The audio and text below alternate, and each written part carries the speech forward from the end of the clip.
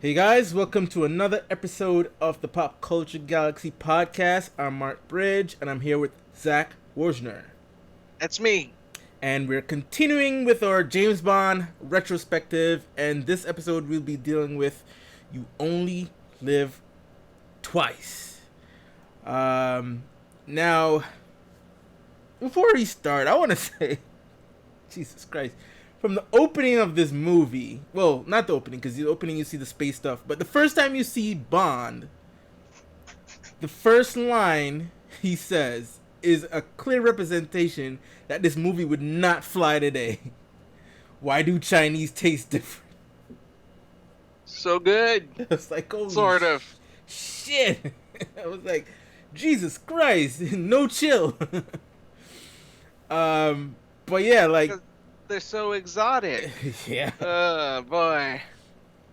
And then another thing I thought was like, okay, so I mean, clearly it was a ruse, and she worked for MI6, but when, when she like betrayed him, touched the button, and then the guys came in and shoot him, I'm like, when would they have ever learned? Like, all these chicks are trying to kill you, bro. Like, seriously, if an STD doesn't kill you, they're gonna shoot you, right? I'm like, oh my god, like he's just a lucky man. But of course, it was revealed that it was just a whole ploy to let the world think he's dead, and then that also leads. Well, maybe it was a second death that led to that whole Blofeld saying you only live twice, Mr. Bond. Was it that death in the beginning, or was the time where the plane was supposed to crash with him? I'm not sure. No, it was when, because it's downplayed in the movie itself, but, he does fake his death in the beginning, so Yeah. it's kind of like, now, now that I'm going to kill you, it's going to stick. Yeah. Even though you're right, he has Helga try to assassinate him, but by Blofeld's standards, inexplicably survives. So he really does die 3 times. He dies twice in the movie because he fakes his death, and then they think they've killed him, Mm-hmm. and then he shows up at the volcano. So it is a little bit of a forced title drop. Yeah. But this movie, I mean, I wouldn't. It's not my favorite. Not that it's bad. It was just like I would say that I love the last hour of the movie. It was thrilling, but I would say, Everything in the volcano layer is like pure 007. yeah, As soon as the makeup comes off, yeah. But then the oh my god, oh Jesus. we'll get there. So the first hour, I would say, it was kind of clumsy. Usually, like I said, I would look at the old Bond movies with a sort of like '60s eyes. Like, all right, this is what it would thrill us if we saw it at that time. And no doubt, this movie would have probably did the same. But I would say like the other films kind of hold up, like especially Thunderball holds up today. Like that movie just looks gorgeously shot, and just like the action set pieces and everything. But I would say this movie, some parts of it is just like, oh yeah, that's dated. I mean, other than the whole Japanese part and the makeup and stuff like that, that just dates that shit to death. But I would say some of the action set pieces was kind of like, okay. There was one particular that I would say is dated, but I would give it a pass because I kind of liked it. That whole helicopter shot of On the roof? on the roof when he's like beating up the guys. Yeah. Like, it's kind of clumsy, but it's kind of like, hey, it's pretty cool at the same time. Yeah, Um, it's cool because like even though the fight itself is very plain, yeah, just the way it's shot with that one long yeah, take yeah, is really gorgeous. yeah. But before we get into it, we can talk about the sort of players involved, behind and in front of the scenes. Of course, behind the scenes, they brought in a new director. It's his first movie, and he eventually ended up directing The Spy Who Loved Me and Moonraker. Yep. Was it Louis Gilbert? Yes. And also he directed Alfie. I never saw it, but apparently that was the biggest hit before he took on Bond. Big movie. Michael Caine. Um, yeah, so I mean, I'll check that out. Another thing to note: it's the fifth book in the series, um, which because it's actually out of order, right? One of them was the seventh, and Yeah, it they've mostly been out of order in yeah, terms of yeah, the adaptation order, yeah. but this one was tricky because this book was was made right after the previous book on Her Majesty's Secret Service, Mm-hmm. which is one of the few books that like really upsets the status quo, and it's kind of a direct sequel to that. Mm-hmm. Mm-hmm. It has Bond going to Japan to seek out just straight up revenge against Blofeld. Right. Yeah. Um, and well, I mean, he goes there just on a mission, but then it turns out that Blofeld's there, and he's like, "All right, let's go." Mm-hmm. Um, but in this, because Honor Majesty's Secret Service hasn't happened yet, he, this is the first actual meeting between Bond and Blofeld. Mm-hmm. Mm-hmm. And so this is also the first book or the first movie where the plot of the book is basically discarded. There's a couple of similarities, like in the fact that it's in Japan Mm-hmm. Mm-hmm. and a few of the character names, but aside from that, it's almost entirely an original story Yep. Yep. by Roald Dahl. By who? Roald Dahl, the writer Oh of yeah, yeah, oh, yeah, right. Charlie and the Dahl. Chocolate Yeah. Factory. Okay. Oh, nice. So yeah, that was the writer, Lewis Gilbert, director. Um, so Peter Hunt, he's usually the editor of the film. I think they give him a little bit more to do. Second unit, I believe. So that would sort of lead him into actually directing the next Bond, which was on Our Majesty's Secret Service. Oh yeah. So he got his little experience. Another thing to note, from Doctor No to what was the last one? Thunderball. Thunderball. All of that came out each year consecutively. This was the first time it kind of took a year off. 65 was the last movie. 66, no Bond, and then 67, this one came out. And I think maybe because it was the whole issue that on Our Majesty's Secret Service was supposed to be the next one, and they just couldn't get certain locations because it's supposed to be winter and shit like that. And then they just postponed it. And this one it was plagued with problems. Yeah, it was definitely the point at which the Bond films had become so big Yeah. that you couldn't just go to a set and be like, "Let's wing it." Yeah. It became like the MCU brand Yeah. of like, we have this whole movie made in our heads. We have every shot planned out. Mm-hmm. Now we have to go there and do it. But that's easier said than done, and it's easier now than it was in 66, Mm-hmm. 67, because movies weren't really made like that at that point. And then what made it even more tricky is that Sean Connery, during production, announced this was going to be his last Bond movie. And of course, upheavals, people writing articles, is this the end of Bond? Because back then, you would never think that you could get better than Sean Connery. And some might argue that you haven't, but I mean, box office wise, will state otherwise. Yeah, although the next couple of we'll see how the box office plays out. It's there was a little bit of concern that Bond might never reach the heights that it had hit. We'll get to that in the next episodes, but there was definitely in the the very late 60s and into the early 70s that a fear that Bond was on his way out. Now, I'll put a little pin on that. Just on that same topic. So obviously Bond survived without Connery, right? Yeah. What if? I mean, granted, it's a moot point now because he's dead. And spoiler alert for Avengers Endgame. Tony Stark is dead. But say he didn't die, you think the MCU could survive recasting Iron Man as Bond did with recasting James Bond, or is it just like completely different lanes? Maybe before they could have, if they absolutely had to, if they needed to have Iron Man. Mm-hmm. But the way that they did their movies, the way that they do their movies, while it's similar in some ways to the way they did Bond movies, Mm-hmm.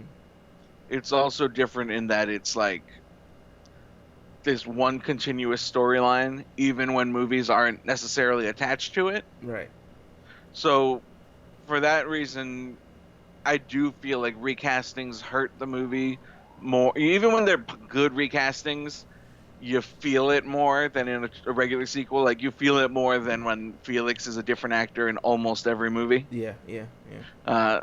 Like, even though Don Cheadle is amazing, you still go, that Yeah. started out as Terrence. Yeah. And, even though Mark Ruffalo is really good, you watch The Incredible Hulk and you just go, it should have been Edward Norton the whole time. And because of that, I can't go back to Incredible Hulk if anytime I do a rewatch. So good though. I know, it's just more like I can't. It's just something that you have to reconcile. It's just you have to go. Well, these were the early days; they didn't know. I pretend Avengers was the first appearance of Hulk. Yeah, and in some ways it is like, and that movie was kind of deliberately not acknowledged a lot. Yep. That's why it was such a big deal when William Hurt popped up in Civil War. But as for recasting a main character, like the real main character like that, and you can even say that just a one-off with Edward Norton, but having 5 movies with Tony Stark, so that would be Iron Man. Let's skip Incredible Hulk for that. Iron Man 2, Avengers, Iron Man 3, and like if for Civil War they were like, instead of Robert Downey Jr., we're gonna have Tom Cruise. Then that would hurt. Okay. That would be especially if everyone else was the same. It's not a reboot. Yeah. Because that character has an arc throughout all of those movies. That's different from how James Bond is generally sort of one-off, like standalone movies. He has his characterization that's really important, but it's much more subtle and it's not depicted as like an arc throughout the movie specifically. It's kind of like you get clues here and there as to what kind of a person he is. Right. And I don't think that kind of recasting would work for the MCU, especially if they did younger actors to kind of make them last forever. It's like they know, and there was concern after Iron Man 3 that they would recast him. Right, yeah. But the whole time I remember, believing, and, they wound up proving that they knew that the best approach for those kind of characters would be to have them, just have them retire or get killed and pass the torch rather than, now I'm younger. Yeah, right.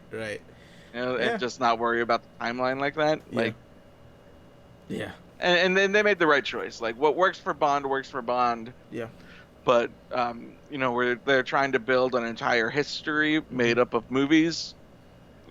And I guess recasting is to be a last resort. Yeah, and I guess with Bond, the whole recasting thing is now a rite of passage now. So it's like we're used to it, right? Yeah. Like, when's the next? We're looking forward to the next person to take over Bond. Then like, oh no, Daniel Craig is gonna leave. You're like, ooh, who are they gonna get next? Right? It's like a whole. I know. Yeah. I can't wait. But yeah, so going back to this movie now. So Sean Connery's back, obviously, which was thought to be his last, but we'll get there. Then we have Tetsuro Tamba, who plays Tiger.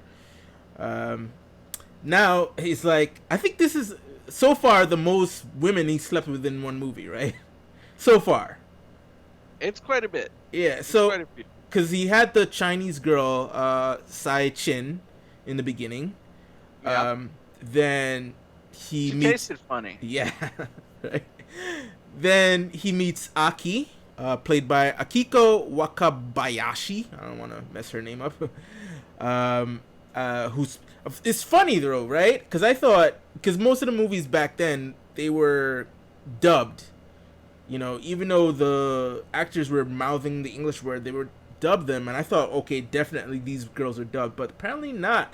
They Yeah. sent them to England to learn English. I'm like, so why didn't you just dub them? I don't know. I guess because it'll be harder if they didn't even know English to mouth the words. Uh, Maybe. Probably. yeah. So Or maybe it was just like a Lewis Gilbert thing. Was just like, no, I don't want to do it that way. yeah, So deal with it. yeah. So Akiko, her character was actually supposed to be called Suki, but I guess she said I want to be called Aki, which is I guess a shorter version of her name. Yeah. And then you have what's her name, Karen Dorr. She plays Helga. Oh yeah. Yeah, she's gorgeous. Woohoo! Oh, why do I always like the bad ones? And okay, so that scene, right? Okay, I know, it's based back in the older days, you know, and of course it's Bond. He's a lot looser. It's more fantasy than played for reality. But can you see can we see a specific reason why she would on time? Like, why not shoot him then? Did she just want the D that badly? You know what? Let me just have some sex with him before I kill him. Have you seen his chest hair? So she was like, She wanted both O's and the 7. okay, okay, That's why they call him 007. okay. I fair. And then you have the girl who played the third one, May or Mia, Mia. Kissy. Yeah, Kissy Suzuki. R.I.P. Yeah. Oh, she passed. Oh, I didn't know. Well, the character, she gets poisoned. Wait, no. Wait, who's Aki? Aki is a. Aki is the one who goes into the volcano at the end. Oh, got it. I thought. Wait, you sure? Yeah. I think. No. No. You know what? You're right. You're right. I reverse it, flip it. Yeah. Because I remember the first time I heard Aki, it was early in the movie, and I actually said, "Wait, Aki? Did she say Aki?" Because Aki is actually a Jamaican food. Huh. Yeah. Did she say Aki? But yeah, they killed her because they wanted to bring in the other chick. Why though? I mean, was that okay? I know the book is different, but were there those two characters in the book? I don't know. Because then why not keep Aki for the girl he marries and go into the volcano? That was because Roald Dahl was writing it and was told that Bond was told of the Bond formula, and part of that formula was there are 3 Bond girls. One of them who is bad, who he has sex with anyway. One of them who he has sex with and then she dies. And one of whom he gets to have sex with at the end. Got it. So, in a way, I'm not sure if that had happened in every single one yet. But basically those have been the 3 types of Bond girls throughout the movie. Right. Throughout the series. And he just was like, well, let's do all of them. It's like, it's just so, that's what I'm saying.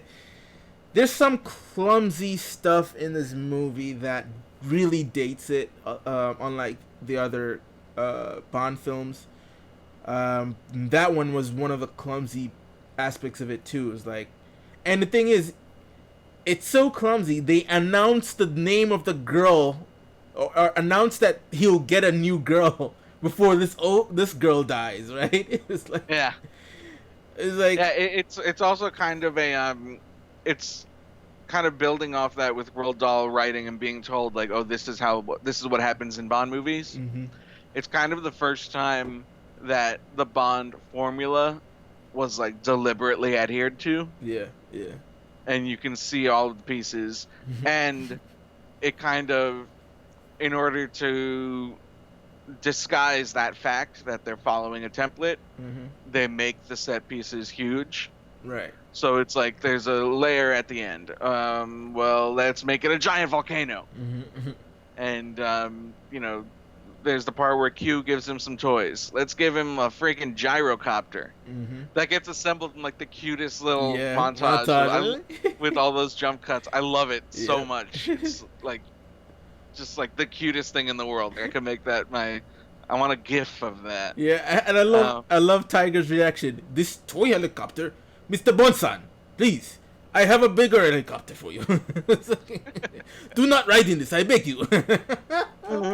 so good. I love it. Yeah, just all of those pieces, like all the pieces are familiar, but they try to shake them up and make those pieces as pretty as they can before they put them together. And in some ways, the movie benefits and falters for that. Yeah. But for that reason. And of course the whole plot line with like them saying the girl he's supposed to marry, oh yeah, she's a pig, Mr. Bonsan, you will not like her. and just the fact that they're parading these women before, like you show one girl, and it's like, oh yeah, so he's really thinking she's gonna be ugly. Another thing that would not hold up, by the way, of how he's just like, oh my god, she's a pig, I can't be seen with a pig, right? And you're like, yeah. And none of the women that they showed were ugly, mind you, but that was their classification of what they think ugly is by showing these women that he's like, oh, no. And of course, it's revealed that he's not marrying a pig. Played by Hama. And I think the roles were supposed to be different. Like yeah, they were cast in each other's roles, Aki and Kissy. Yeah. But then when the actor who had been cast as Aki, they found out that her English was really bad. Yeah, yeah. And so they were like, "Yeah, we're gonna have to let you go." And she was like, "All right, well, I'm gonna go jump off of my hotel roof." When I heard that story, I was like, "Is that true?" Yeah. And she's like, "Well, it's 1960s Japan. I don't want to dishonor my family, so I'm just gonna go take a big old jump off the roof into the street below and kill myself." And Lewis Gilbert was like, please don't do that. Yeah. How about this instead? We don't want you to dishonor your family. We love you. We think you're great. Why don't you just switch roles with Kissy, with who we cast for Kissy. That way, you'll have less dialogue, but you'll still get to be a prominent role in the movie, and you don't have to kill yourself. And she was like, "Great! I didn't want to die." I was like, and holy that's shit. how that. Yeah. So good for the actor who's originally cast as Kissy, because then she got to be the second lead. And of course, the movie was mainly shot in Japan. Oh yeah. And it looks gorgeous. I would love to go. And of course, because it was in Japan, they drove a Toyota, a Toyota 2000 GT. Right, which was the first convertible version of that car. Yeah. Because Sean Connery didn't fit in it. Oh yeah. You know what? Like, it's a stereotype that they are short, but like, they had to create a convertible because Sean Connery couldn't fit in the car. So in the past movies, I know he's tall, right? But you never really get the sense that he's tall. In this movie, I was he's gigantic. Yeah, I was like, oh my god. One of the guys was looking up at him, especially Blofeld. Yeah, and Donald Pleasance was a shorty. Yeah. And speaking of Blofeld, what is it? Ernst Stavro Blofeld, played by Donald Pleasant. Yeah, it's the first time that we get to actually see him. Yeah. And it takes a while too. Like, first of all, you don't even see Blofeld until the second half of the movie. Right, because it kind of makes you think that it's going to be like the other movies where you just see his hand, you just see his cat. Yeah. You see the back of his head, whatever. And then there's that great, when he finally reveals himself, it's like because the guy is just standing in front of him. Yeah. He just peeks over and he's like, "Here I am." He was like, "Oh shit." So good. And he got a crazy scar. It becomes like, I don't know if that's supposed to be funny, but like it's done. I feel like it's got to be. anytime that like something that you think is unintentionally funny happens in a Bond movie, Mm-hmm. I'm confident that it's intentional. Mm, You know, because like they knew that they were making like fun summer movies, yep. regardless of when they came out in the year. I don't remember. This was before the summer blockbuster season, you know. Mm-hmm. But they were like, let's have some fun with it, man. And yeah, and he looks fantastic. I mean, that image is so iconic that, you know, like we were talking about people knowing the 007 theme without ever having seen a Bond movie. Mm-hmm. Everyone knows what Blofeld looks like because just that image of either the guy with the cat, Mm-hmm. the guy with the scar, the bald guy, you know, the Doctor Evil look. That's So straight from so Donald confession. Pleasence. So confession. I saw Doctor Evil before I knew who Blofeld was. I and might have also. so I wasn't up on my James Bond mythology. So when I did my first watch of the old Bond movies and I saw Blofeld for the first time, I was like, holy shit, Doctor Evil! Oh, that makes sense now. Yeah, but the crazy part is that so Donald Pleasance plays Blofeld. Mm-hmm. Then Donald Pleasance fights Michael Myers in Halloween. Then Michael Myers plays Blofeld. Yeah. It's all connected. Yeah. Oh my god. But yeah, and then of course back is Lois Maxwell as Money Penny and More gorgeous than ever in her little oh navy yeah, outfit. that I think that's the prettiest I've ever seen her. Right. I was She's great. she's so pretty. uh, and of course Bernard Lee is M and Desmond Llewellyn. Crazy as always, is cute. Yeah. Oh, in the commentary, he talks about being mad at his appearance in You Only Live Twice. He says, so they made him wear the Hawaiian shirt in Thunderball. Right. And he goes, yeah, then in You Only Live Twice, they made me wear shorts. Mm-hmm. And I was like, Q would never wear shorts. Q is not that kind. And I was like, cool, because I would never wear shorts. Right. I live at the beach and I don't wear shorts unless I'm going swimming. Mm-hmm. But he says, like, you know, ultimately I had to justify it to myself by saying that this was a younger Q. Mm. He wasn't quite as professional yet. But I guess starting with the next one, he would always be a lot more dapper, like because he considered like the Goldfinger version. Mm-hmm. And you know, even though I give Goldfinger some flack here and there, you know, its portrayal of Q is like 10 out of 10. Yeah. And you know, he felt that Thunderball and You Only Live Twice were a bit out of character for Q. Yeah. But you know, and he talks about having to fight battles with the producers and the directors to make sure that Q was accurate to the character. Mm-hmm. And this was one where he lost. Yeah. Q, good old Q. And the base of operations is in the submarine. I was like, that was pretty cool too. It was like, Yeah. yep, permission to come aboard. Permission granted. Permission to come aboard. Love it. Speaking of Bernard Lee and Lois Maxwell, though, they kind of added fuel to the whole Sean Connery being ready to leave. Mm-hmm. So there were a bunch of reasons why Sean Connery was done. You know, he didn't want to be typecast. You know, he was kind of over the fame because I mean it was like Beatlemania levels of like everyone know being excited about him. Mm-hmm. You know, he would go anywhere and people would try to take his picture, and he was like, "Oh my gosh." But he had also gotten a little combative with the producers, with Saltzman and Broccoli. Like allegedly, he wouldn't even work if they were on set. Wow. But he also got pissed at Bernard Lee and Lois Maxwell because they appeared in a movie released the year before called Operation Kid Brother, starring Sean Connery's brother. Really? Yeah.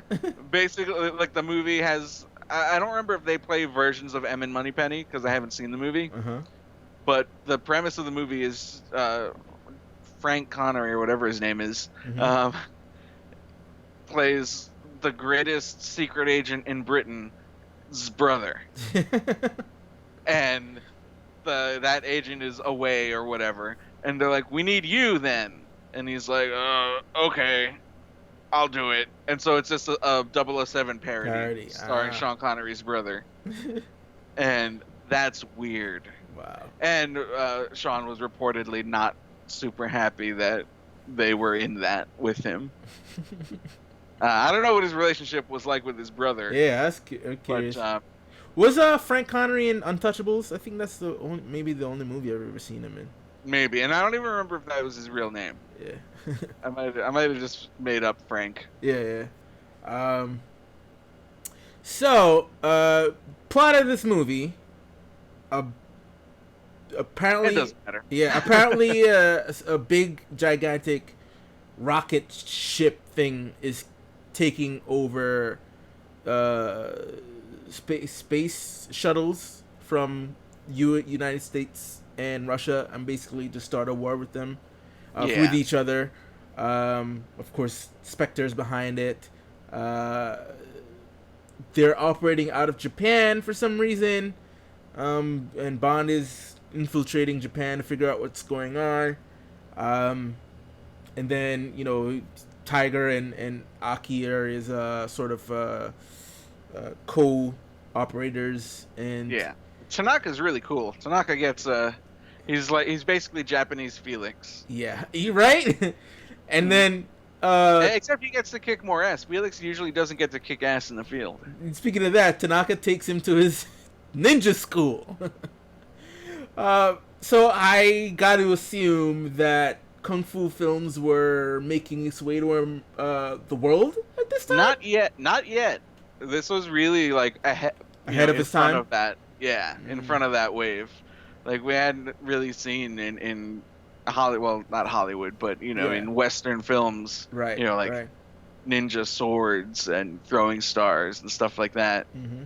Really hadn't been seen yet, so it was ahead of its time. Yeah, what I like about this movie is it managed, even though it just as equally manages to offend, but also show off the culture at the same time. Like the sumo wrestling, that was amazing to see actual sumo wrestling. Like it looks like it was actually shot at maybe it was right, shot at a real sumo wrestling. Really, aside from like a couple of like little moments. And a couple of big moments, like his whole, disguise. Oh my god! It's like the disguise. There's a line about why do Chinese women taste different. Yeah. Which is not, which even though it's like, come on, it's not really directly offensive. It's kind of like him being. He's trying to be sexy. Yeah, he's trying to be hot. He's trying to be like. He's trying to be cute, and it works in context. And little things here and there that you just kind of have to roll your eyes at because it was a different time. It's actually pretty fair, and a positive treatment of these exotic foreign people. And I use that phrase, because it shows the sumo wrestling, it shows the martial arts, and it shows, Tanaka's not like, his manservant or anything. He's Japanese 007, basically. Yep. So good vibes. Good vibes from You Only Live Twice. I don't think that You Only Live Twice is held with derision in Japan, from what I understand. Yeah, and those skills that the ninjas and samurais showed were pretty amazing during that whole training sequence. Yeah. So it was like, wow, nice.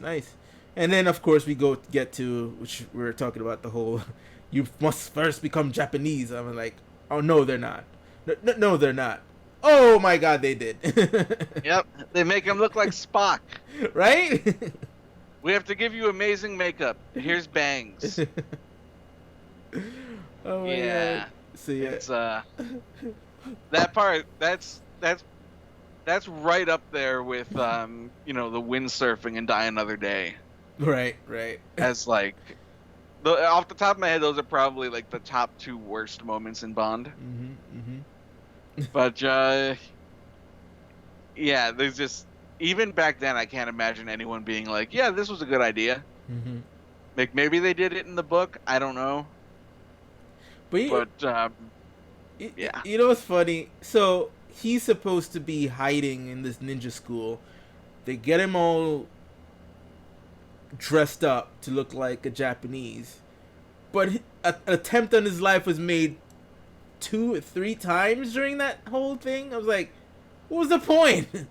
yeah. Like there was no point. Like Right? it was the movie's already 2 hours. You could just cut that whole bit, and then you don't have him looking weird. It looks like Frankenstein's monster. Um, what they do to his admittedly already gigantic eyebrows. Mm-hmm. Like it's not good, Yeah. that bit. So It doesn't ruin the movie, but you know there are movies where you go, wow, this one bit ruins the movie. Mm-hmm. It comes pretty close. Yeah. It almost ruins the movie. So if I were to cut anything, yeah, that whole first I would just not let the girl die. Obviously, just carry her through the entire movie. Like, don't be idiots. Right, but that scene where they're dropping the poison through the wire, Uh huh. through the string, Yeah. really good visual, Yeah. and it's not like a special effect or anything. Yeah. They're No. just doing it, and it looks great. So I would keep that, but instead of it like the girl substituting and dying instead of him, like I don't know, have a fly land on him at the same time and like and then he sees a thing and then Right. shoots him down, right?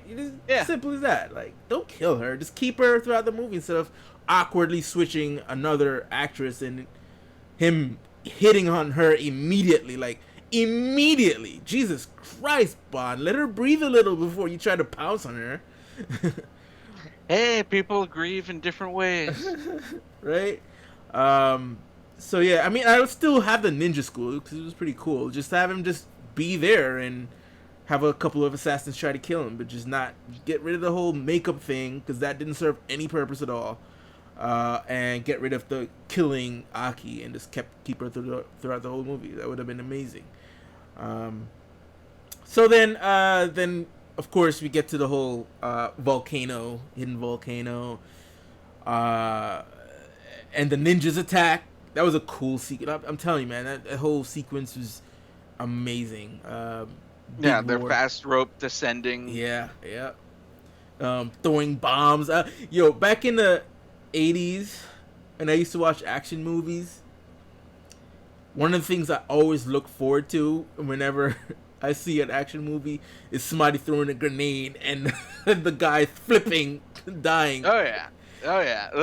They talked about that in the special features also. Like Bob Simmons, the stunt coordinator, says that like there's two ways to blow up a guy, Mm-hmm. and that's you have him run, and you have the stunt coordinator or the special effects technician with a button to hit the button to move the trampoline, Right. so that they get flung up into the air. Yep. Like you do it that way, or, and he says that this is the better way, have the stunt guys themselves carry a little button so that they're running, and when they know they've hit the right spot, they can hit it themselves. Yeah.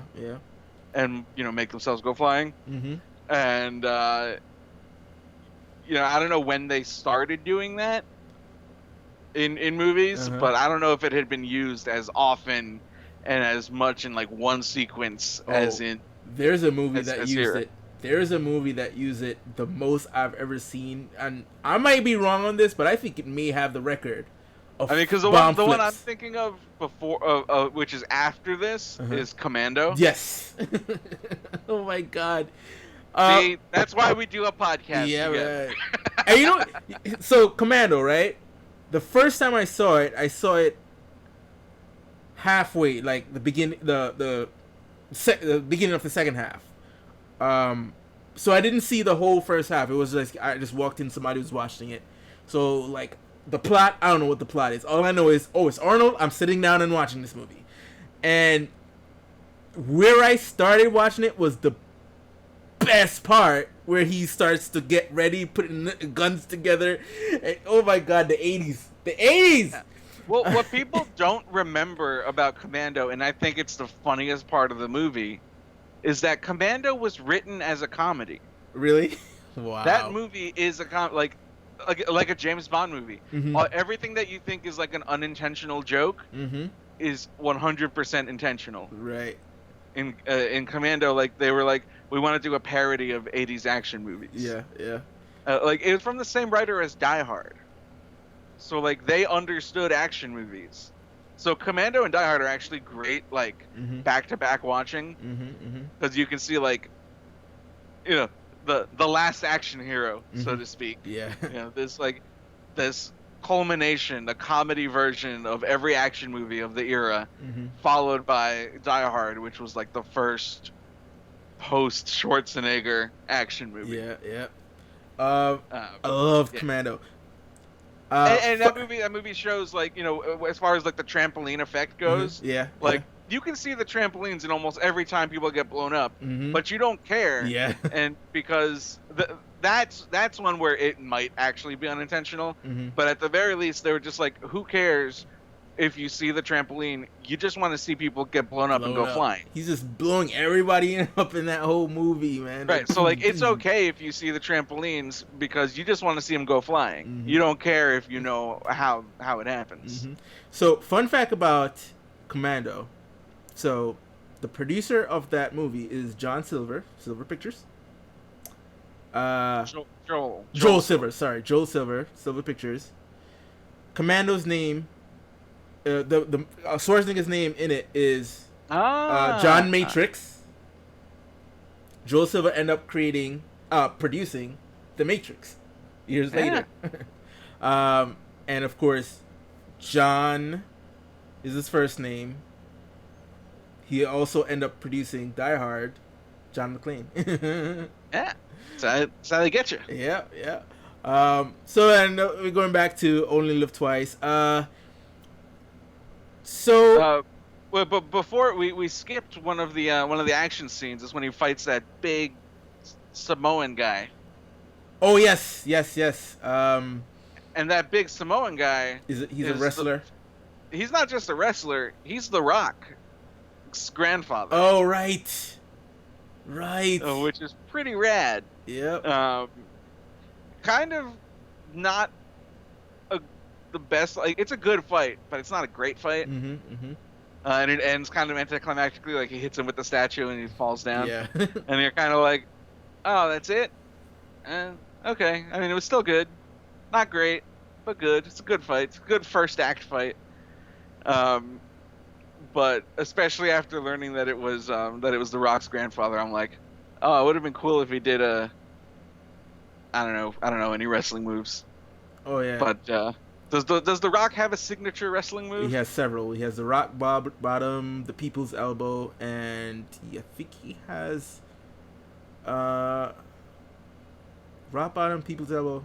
There's something else I probably forgot, but I imagine that the shooting schedule on that movie was so tight that Bob Simmons was probably instructed to be like, we just got to get it done as fast as we can. You know, break as much stuff as you've got to break, but you know, make sure the fight itself isn't that much more complicated than like judo stuff. And you can see in that movie, like that fight and the fight at the end against the guy who looks like Red Grant. Right.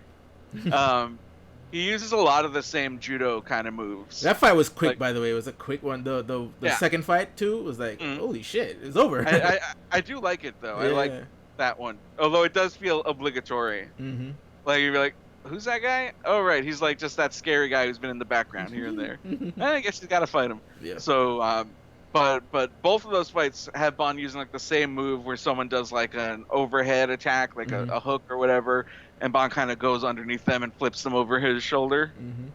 And that kind of gives away. Not only was it coordinated by the same guy, but he like made him do the same moves. Yeah. And that kind of hurts both of those fights in hindsight. Yeah. And of course, you had the piranhas. Of course, a bad guy has to have some sort of animal or Yeah, I mean creature. the piranhas. I don't know if piranhas had been done before, but the way they set it up by having them lower the roast into it and then pull it out, it's just the bone. That's Yeah, so good. yeah, yeah. Then of course he throws poor Helga, sweet sweet Helga, into the piranhas. Hmm. She dies. Then Bond throws that Daniel Craig looking guy in uh, there. so speaking of the whole Rock situation, I'm surprised. I'm sure maybe they wanted to come full circle and ask the Rock maybe before he became the Rock, or maybe before he became Rock in the movies, if he wanted to show up in one of the Bond movies. But it would be a cool full circle. Now that he's popular, to not make him be Bond, but make him be a Bond villain, the villain. Like that would be cool, right? Oh No? God, could you imagine The Rock as Bond? Yeah, I The name's Bond. James Bond. know. But he could play a cool villain though. Like, Yeah. I mean, if he had the balls to actually play a villain and well, that's the do thing. something challenging. He was a villain in The Mummy Returns as the Scorpion King. Well, that was before. Like, if he hadn't been the villain in the Yeah. Mummy Returns, I bet he would have been a henchman in a Bond movie. Yeah, yeah, yeah. But he had his eye on the prize, and that prize was AAA stardom. Hmm. And he knew that the only way to get there was to not play villains. Yeah. And he's just been playing like, not wishy-washy, but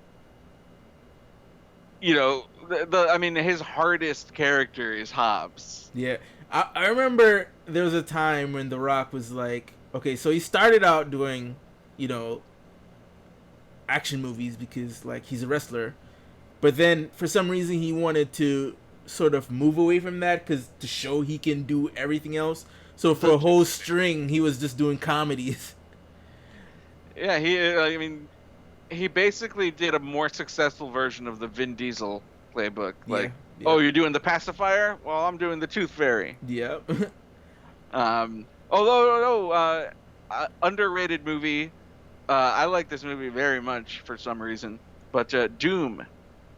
Yeah, I did. You know what? At the time, I would confess, at the time when the movie just came out, I was like, "Oh shit, this movie's dope!" And it did the first person thing. That's awesome, but it's corny. Yeah, Let's be I real, didn't it's see corny. it until home video, but I liked it a lot.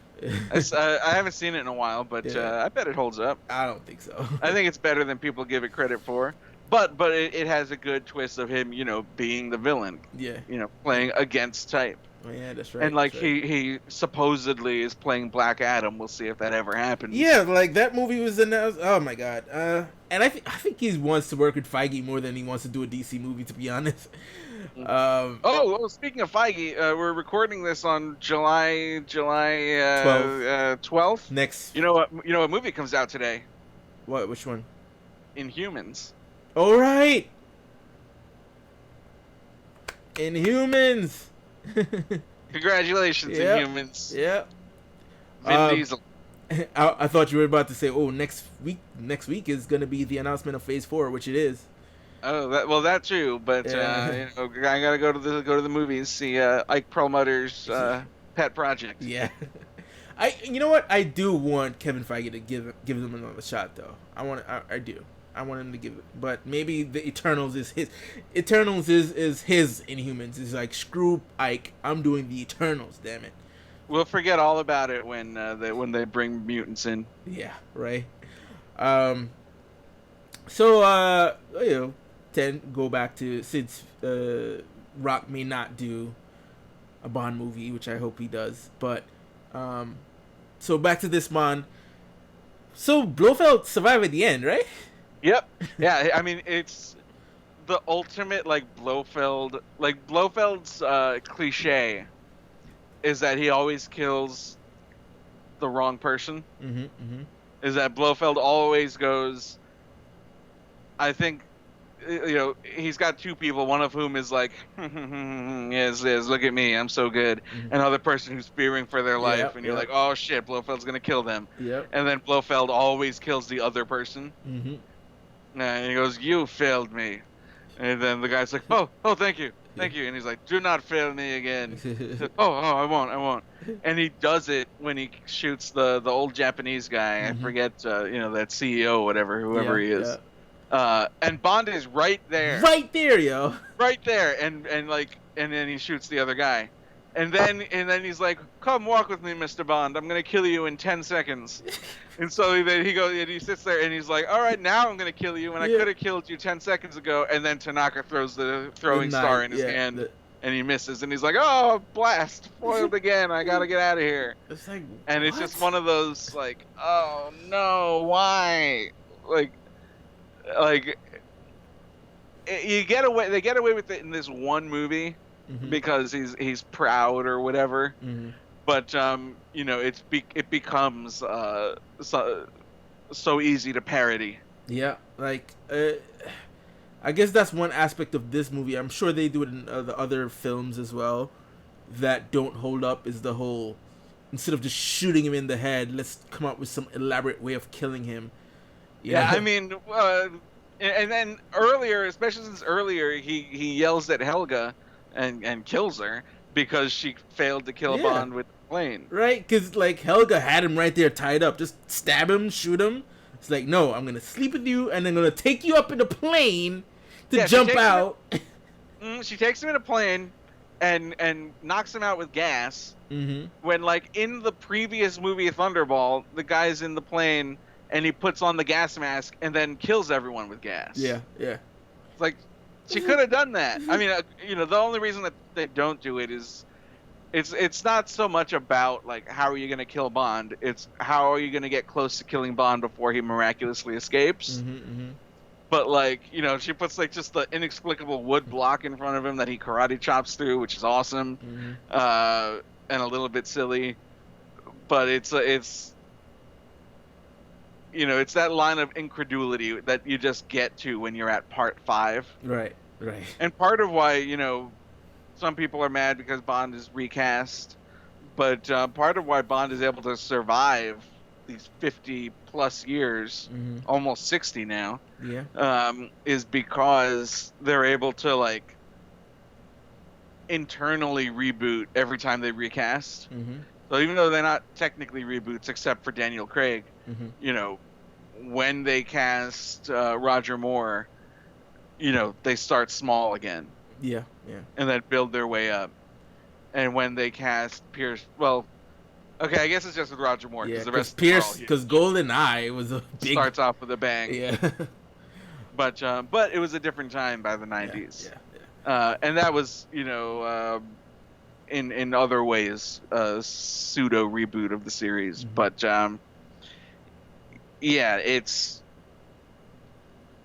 basically, You Only Live Twice was as big as they could get. Mm-hmm. Until but that's not even true because we'll get there. But on Her Majesty's Secret Service is like one of the biggest ones. Yeah. It's so big. It's so we'll get to that, but it's one of my favorites. Yeah. But it was a little too big for its own good. You Only Live Twice, and the script was a little not conducive to how big the set pieces were. Mm-hmm. So the whole thing comes together a little bit jerky, a little bit wonky. The action doesn't necessarily match the tone of the script. Mm. It's actually a little Marvel like in that way, where they're kind of like, wow, this is an awesome action scene. Does it really fit into the movie that much? No, but like it's a great short film on its own, and you're like, yeah, right, I guess I'll just go with that. Yeah. So yeah. Like, does the airport fight in Civil War need to be, everything that it is? It's like, no, they could have just slugged it out for 2 minutes and then gone on. But then, it'd be a whole other thing. Yeah. And you go, yeah. So it works. It works. Mm-hmm. So this movie was done for $10 million. And of course, it's a blockbuster. It made $111 million at the box office, which is again a success. So the success of Bond continued, and in this being sort of the last Connery movie, definitely the next podcast would be interesting. Once I rewatch On Our Majesty's Secret Service and sort of get the whole nitty gritty behind it. George Lazenby, isn't it? Yep. The one Bond movie he ever did. Uh, so yeah, I'm excited to get to that. Music, of course.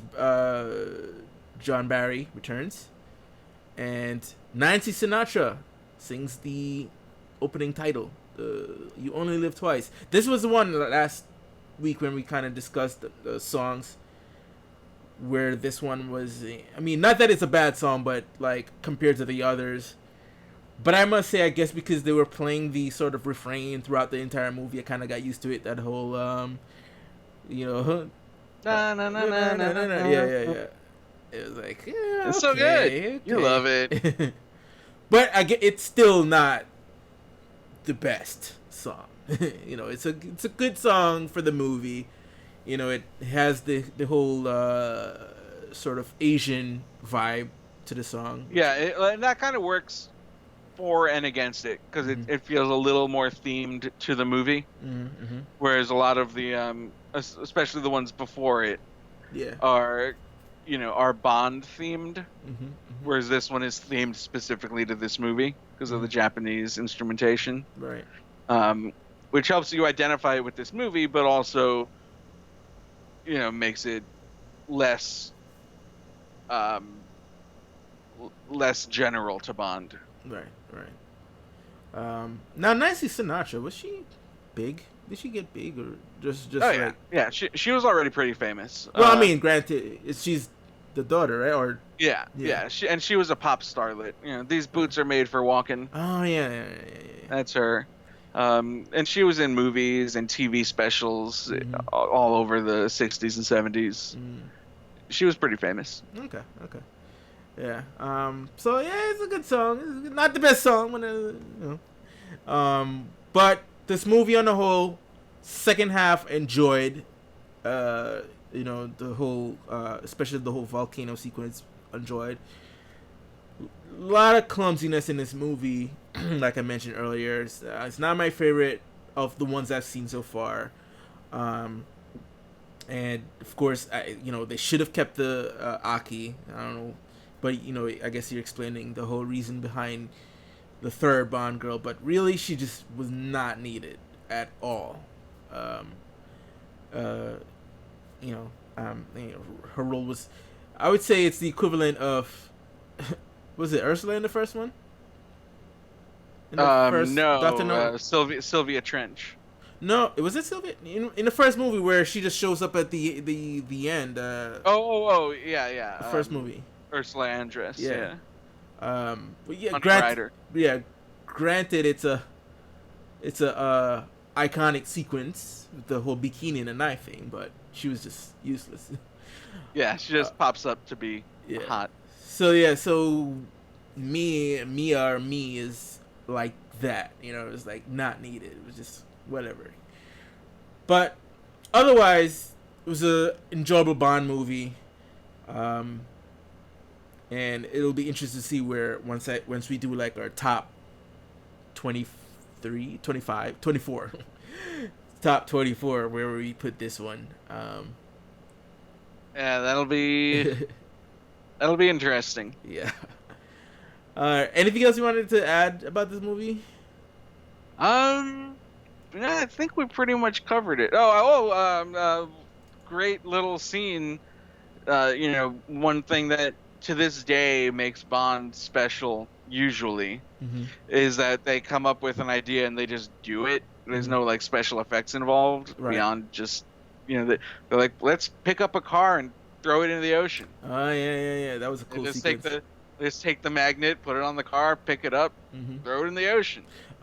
That's another thing too. There was a lot of special effect. Granted, because you could look at older movies with their special effects like I could, there was some of that in this where some of the sort of pre-blue screen. Yeah, where it just didn't work out. Like half of Bond's hand is gone. There's a bit of that, which I imagine is like, well, we don't have time to go out into the street that we want to shoot, so like we'll just do it here and add it in later. Yeah. Or rear projection. I don't know how they did it. Yeah. I mean, because blue screens hadn't been invented yet, Mm-hmm. right? Yeah, but I think there was not rotoscoping, but I think some sort of what do you call that again? And they used it in the In second. From Russia with Love. Yeah, with the Yeah, top. I forgot right. what is that Where it's process done called? perfect. Well, Yeah. they're matte paintings, but Yes. that's a great. Yeah, where they'll take the film, but they kind of use something else behind it, and so that's in post. That's one of the post production stuff in there, um, and I think that's why some of Bond's hand was erased Yeah. On that. Uh, oh, another thing to note is this was one of the movies where the cold open was still part of the plot, so to Yep. speak, with him dying, but it's for a reason. Yeah. Oh, and I guess the last thing is that if you like the story in this movie, just the general plot, Mm-hmm. you're gonna see it played again in The Spy Who Loved Me, Ah, right. which is it's not technically, but it's very similar in some ways, Mm-hmm. which we'll get to when we get to that movie. But I also, The Spy Who Loved Me is one of my favorites. I can't wait till we get to that one. Yeah. It's that's I think it's definitely top 3 for me, but Mm-hmm. we'll get there. Mm-hmm. Yeah, all right. So that should bring us to the end of this episode. Only Live Twice. So next week we'll be covering On Her Majesty's Secret Service. Yeah. Which is sort of the first time you see Bond actually caring about someone. Sits until we get to Vesper Lynn. Right? No, there's a no. There's Okay. more. Okay. All right. When we get to emotional '90s Bond. Right. All right. So, you can reach me on Twitter at Marky Tundra and on Facebook at Pop Culture Galaxy, as well as Instagram at Pop Culture Galaxy as well. And don't forget to hit that subscribe button, that like, the thumbs up, and comment down below what you thought of this movie. And where can people reach you at? You can find me on Twitter at my name, Zach Wojner. You can find me on Instagram. I mean, you could find me on Facebook, but don't. You can read my work at screenrant.com and extra-life.org. Nice. All right, so that'll bring us to the end. So until next time, folks, I want to say peace. Indeed.